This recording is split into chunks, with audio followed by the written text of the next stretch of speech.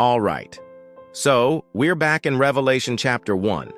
We've been working our way verse by verse through this amazing book, the last book of the New Testament. If you're new here, be sure to click that subscribe button so you can be notified when a new video is posted. And if you have a quick moment, be sure to say hello in the comment section below. It's always good to know who's in the audience. Now, if you missed any of our previous videos, don't worry about that. Just click the link in the description and you can check them out there. But let's dive right now into the Word of God. In our last video, we looked at verses 9 to 10, and we talked about how John was getting ready to write down all these things he saw.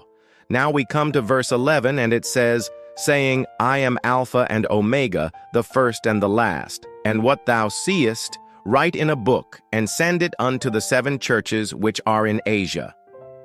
So the first thing I want us to pay attention to in this verse is the fact that the speaker identifies himself as Alpha and Omega, the first and the last. Now, this is really important because earlier in the book of Revelation, John said he had a vision of Jesus Christ, who was the Alpha and the Omega. So knowing this, what do you think he's going to do? Of course, he's going to identify himself as Jesus Christ. So we can clearly see here that Jesus Christ is speaking to John.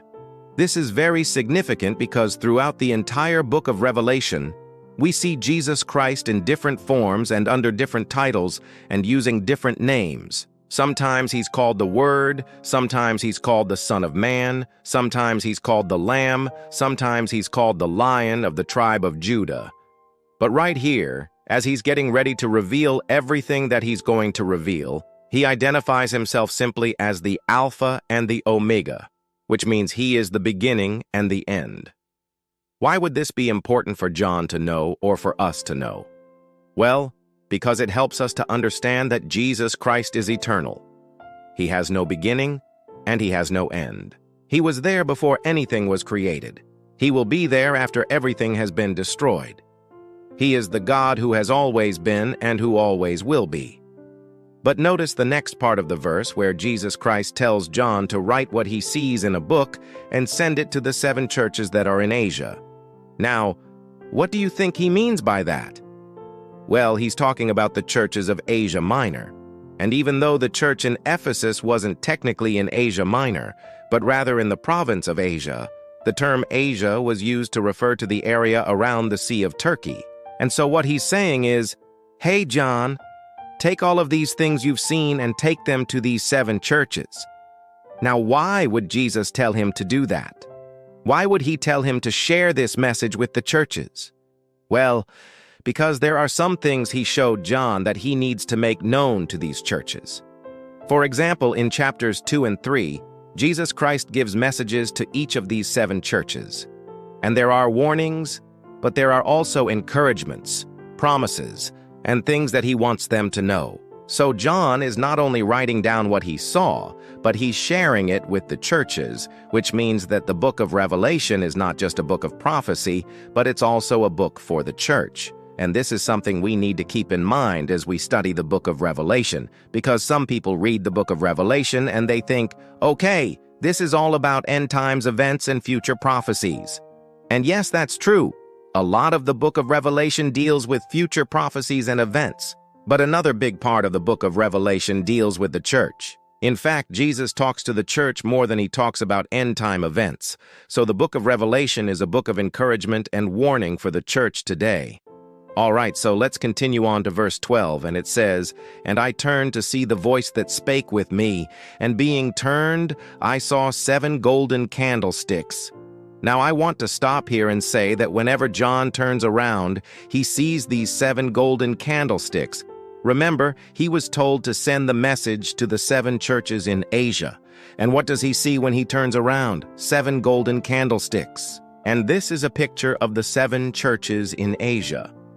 Now, this is very important for us to understand because when we look at the rest of the book of Revelation, we'll see that these golden candlesticks are used as a symbol for the church.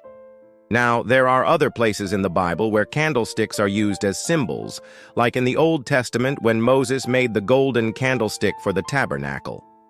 That was used as a symbol of God's presence in the tabernacle.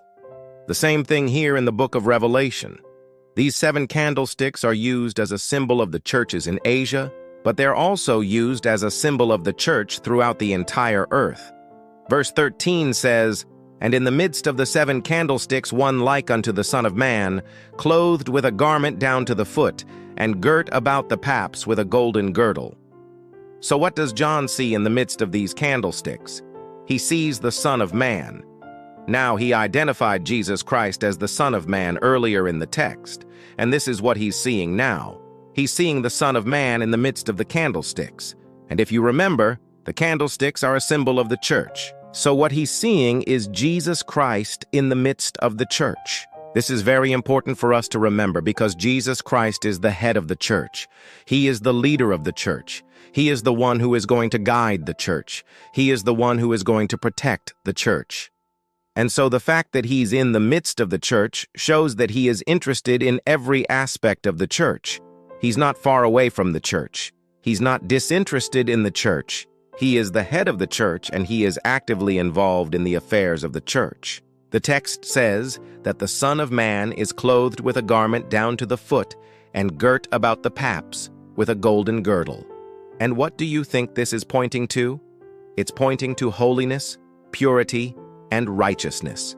And it shows that the one who is in the midst of the church is holy, he is pure, he is righteous, and he is the only one who can lead the church because he is perfect. None of us are perfect, none of us are holy, none of us are righteous. We all fall short of the glory of God. But Jesus Christ was perfectly holy, he was perfectly righteous, and that's why he is able to lead us, because he is perfect. Verse 14 says, "His head and his hairs were white like wool, as white as snow, and his eyes were as a flame of fire." All right, so we've already learned that he is the Son of Man, that he is holy, he is righteous, and he is perfect. But now John is giving us a description of his appearance, and he describes his head and his hair as being white like wool, as white as snow. What do you think this points to? It points to purity and innocence. And once again, it shows that the one who is in the midst of the church is absolutely pure and innocent. He is without sin. But then John goes on to describe his eyes as being like a flame of fire. What could this be pointing to? Well, it could be pointing to his omniscience. That means he knows everything. He sees all things. It could also be pointing to his power, because fire represents power. Or it could be pointing to his judgment, because fire represents judgment. Whatever it is, we know that the one who is in the midst of the church is all-knowing, he is all-powerful, and he is the final judge of all mankind. And in verse 15, John describes his feet. And he says his feet like unto fine brass, as if they burned in a furnace, and his voice as the sound of many waters. Now, what does this point to? This points to power and authority. In fact, the word translated burned in a furnace actually means red hot. So his feet were red hot, like if they were put in a furnace. And this is another way of describing his power and his authority. But then he goes on to describe the sound of his voice. And he says his voice was like the sound of many waters. And what does this point to? This points to majesty and glory. The sound of rushing water, especially when it's coming from somewhere high up, always seems to produce a sense of awe in us. It seems to produce a sense of wonder and amazement. And that's exactly what John is trying to convey here. Jesus Christ is majestic. He is glorious. He is powerful. He is worthy to be praised. So in these verses, John gave us a description of the one who was in the midst of the candlesticks, who represented the church.